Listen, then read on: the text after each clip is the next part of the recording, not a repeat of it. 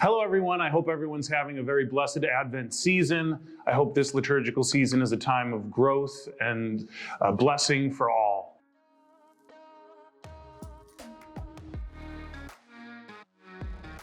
Rather than have a meditation on Christmas for this month, which no doubt many people will do, I thought I would instead focus on a feast day which happens 2 days after Christmas. And it's very appropriate that we do so here at the seminary because on the 27th of December, we celebrate the feast day of St. John the Evangelist, the patron saint of our seminary here in the Archdiocese of Boston. Most of us refer to St. John as the evangelist or the apostle, but one of the more popular titles for him in Eastern Christianity is actually John the Theologian.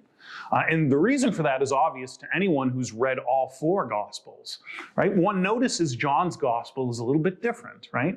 Matthew, Mark, and Luke, which we refer to collectively as the Synoptic Gospels, right? We can view them together, mirror what is more typically considered ancient biography, right?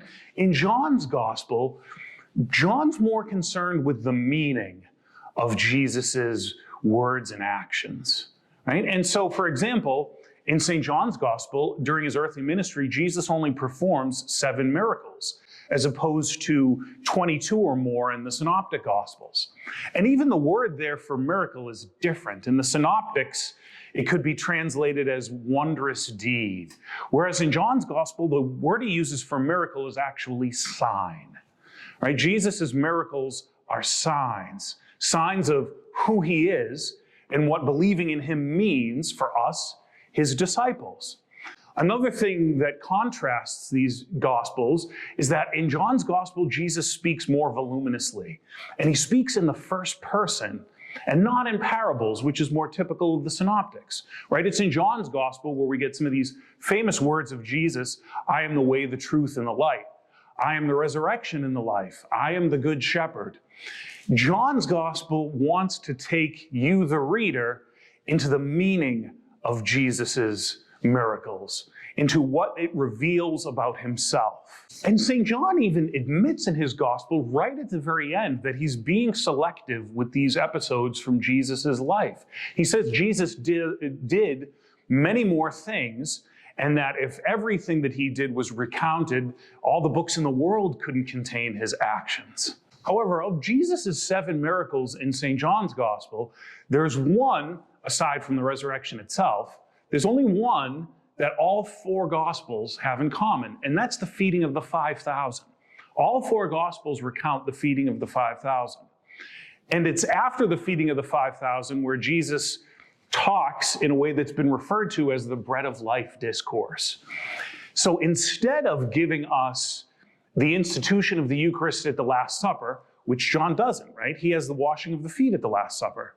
Instead, we get Jesus talking about the most precious sacrament of his body and blood after the feeding of the 5,000.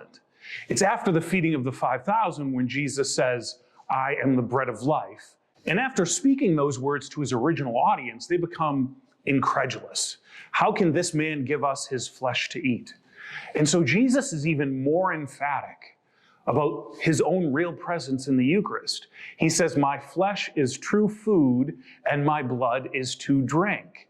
And if you do not eat my flesh and drink my blood, you have not life within you. In other texts in the New Testament, naturally what we get is a recounting of the institution of the Eucharist at the Last Supper, the earliest of which is in St. Paul's first letter to the Corinthians, followed by the Synoptic Gospels, right? Matthew, Mark, and Luke. What's interesting here is that we don't get the institution of the Eucharist at the Last Supper in John, but what we get is Jesus' own Eucharistic theology. Our Lord tells us that those who eat his flesh and drink his blood will abide in him and he in them. So rather than give us, if you will, the plain facts, John, living up to the title, is giving us his theology of the Eucharist. He gives us a theology of Jesus' real presence in the Eucharist, the salvific nature of the Eucharist, and what consuming the Eucharist means for us, Jesus' disciples, to be in communion with him. Thank you. I hope you enjoyed this little meditation on St. John and the Eucharist. Please always keep us here at St. John Seminary in your prayers, but most especially on the 27th of this month and every month. You can join us in praying for the seminary by going to our website, sjs.edu/27. I hope you enjoyed this meditation and have a blessed Christmas.